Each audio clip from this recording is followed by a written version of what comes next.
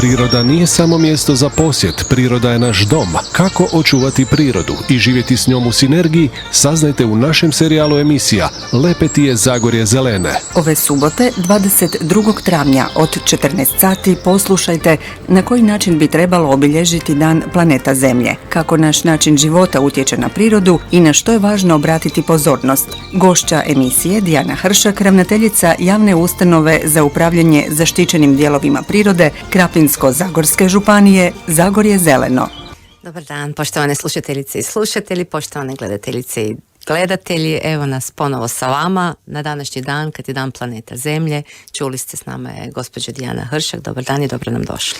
Dobar dan Snježana i dobar dan svim slušateljima.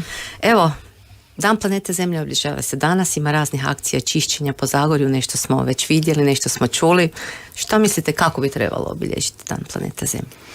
U svakom slučaju dobro došle su ovakve akcije, jer zaista se ne pravi nešto korisno, očisti se neki potok, sanira neko divlje odlagalište otpada, a i ukaže se na to koliko u stvari toga i ima i koliko smo još uvijek unatoč i reciklažnim dvorištima i zelenim otocima i organiziranom odvozu otpada, mi u stvari vrlo neodgovorni, još uvijek se u prirodi nađe zaista velike količine otpada, što ovog glomaznog, što i onog sitnog koji zaista isto nije beznačajan. Ovogodišnja tema Dana planeta Zemlje je u cijelom svijetu, vidjela sam da piše ulagati u naš planet. Kako najbolje to možemo zapravo uraditi? Pa evo, u pravilu mi sad već dugi niz godina ulažemo u razvoj, u rast, rastemo po broju zaposlenih, rastemo po broju uređenih cesta, novoizgrađenih zgrada. Zaista puno smo napravili kao generacija i generacija možda ispred nas, obzirom da sam Dan planete Zemlje se još prije 50 godina počeo na neki način obilježavati. Evo, 50 godina je zaista puno se ulagalo u rast i razvoj ljudi, civilizacije, kvalitete života, infrastrukture. Zaista puno toga je napravljeno da mi možemo možda komotnije živjeti, ljepše, brže putovati. Ali eto, sve to i taj rast i korištenje fosilnih goriva i svega uvjetovao i utjecao na okoliš, na prirodu. Svi ti naši apetiti kao ljudi na neki način zagrizli su i na samu kvalitetu prirode i prirodnih procesa i jednostavno sad se osjeća da se zaista to počelo i događati. Počelo se sve skupa urušavati, ekosustavi su počeli patiti, sve je izumiru vrste brže nego ikad. Klimatske promjene su najavljivane prije 50 godina. Sad se događaju. I osjećamo ih. Osjećamo ih jer svaka promjena vremena, stalno čujem Isuse, nikad ovak nije bilo ili u tom smislu. Tako da ulaganjem sada u regeneraciju naše planete, u obnovljive izvore energije, u odgovornije ponašanje, to je ono ulaganje koje sad trebamo početi primjenjivati. Pa možda morali primjenjivati ono kako su znali i stari ljudi govoriti, ništa nemoj ostavljati u prirodi. Kad ideš negdje, nemoj ostavljati smeće iza sebe, ne? Pokupi i odloži negdje drugdje, ne?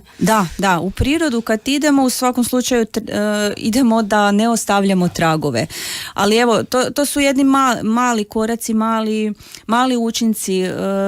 Problem je u onima koji rade velike štete, u onima koji bi itekako trebali biti osviješteni, a nisu. Eto, bez obzira na sve što se priča zapravo danas. Da. Iz dana u dan. I već u prošlim emisijama sam spomenula to licemjerje koje se itekako događa i u stvari samo da bi se zadovoljila možda neka forma, a nema stvarnih učinaka na bolje. U smislu da se manje zagađuje, da se manje ostavlja otisak i i slično. Da se zapravo poduzimaju neke drastične promjene. Pa da, mislim, korona nam je pokazala da globalno planeta je mala i da učinak i da se sve proširi vrlo brzo. Htjela sam u stvari reći da svaki postupak, svaki krivi korak, da li to bio ovdje ovdje u Hrvatskoj ili negdje drugdje, ima utjecaja na sve nas zajedno. Ako rušenje tropskih u Amazoni, šuma, kad su ih rušili. Otapanje ledenjaka ima veze i ima utjecaja na nas. Isto tako onda i naši koraci imaju negativan utjecaj na cijelu globalnu sliku.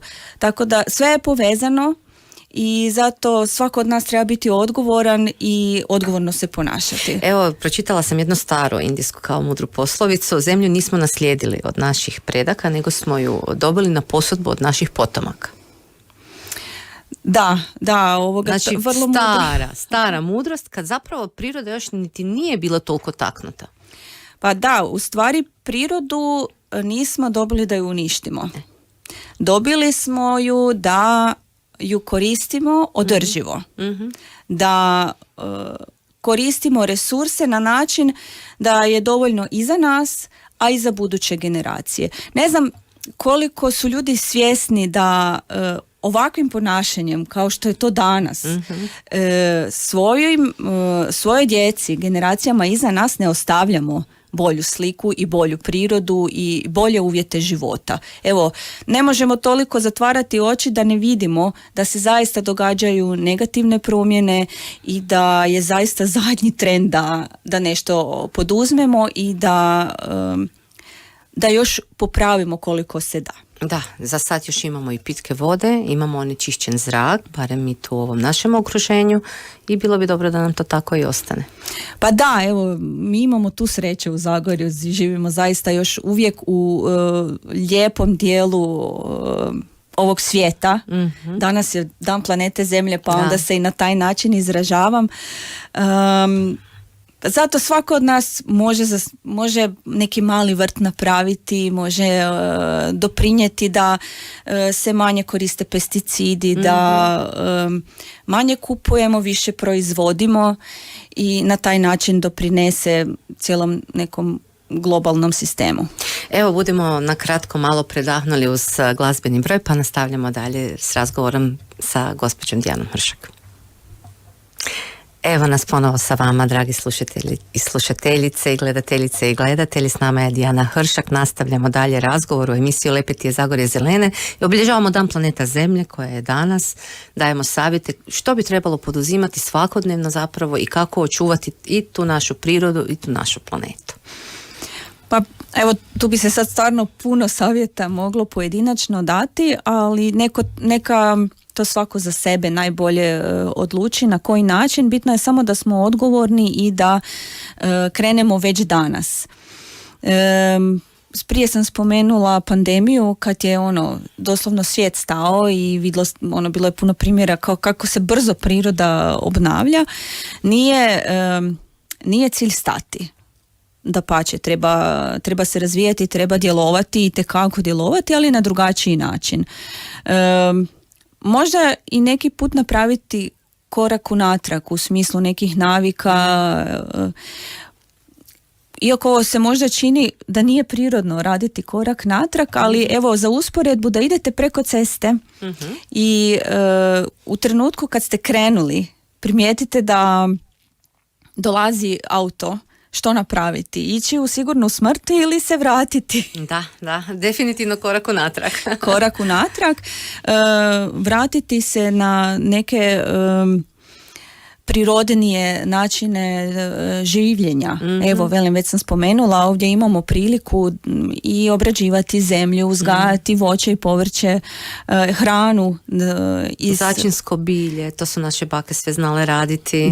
Da. Brati, čajeve uzgajati u vrtu, pospremale su se zimnice, znači svi začini su se zapravo iz tog istog vrta i ti uzimali i praktički koliko ja znam da su pomagali da neke štetočine ne napadnu baš određene biljke, da postoji taj redoslijed sadnje. Da, jednostavno trebamo se više vratiti prirodi, učiti od prirode, jer dobra je generalno situacija nije dobra po pitanju zagađenja, po pitanju klimatskih promjena i svega ostalog.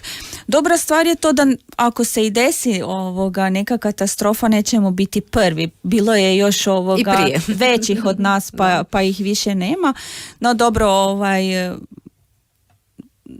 da ne bude sve toliko crno, još uvijek imamo priliku djelovati, priliku da popravimo i na neki način zaustavimo te negativne promjene, ali velim sa odgovornim ponašanjem što svakog pojedinca, što i nekakvih globalnih korporacija, da zaista što stalno pričamo da ćemo za buduće generacije ostaviti nešto bolje, da to se zaista i desi. Da, to ne može sam pojedinac, ne zaista mora cijelo društvo vodi brigu i cijeli svijet. Došlo nam je malo ljepše vrijeme, evo bliži se i svibanj, u svibnju uvijek znam da imate neke lijepe manifestacije, čuvaju se neke stare biljne vrste i tradicionalno organizirate već više godina Dane orhideja. Što nas očekuje ove godine? Pa evo, Dani orhideja u svibnju, 6. svibnja točnije.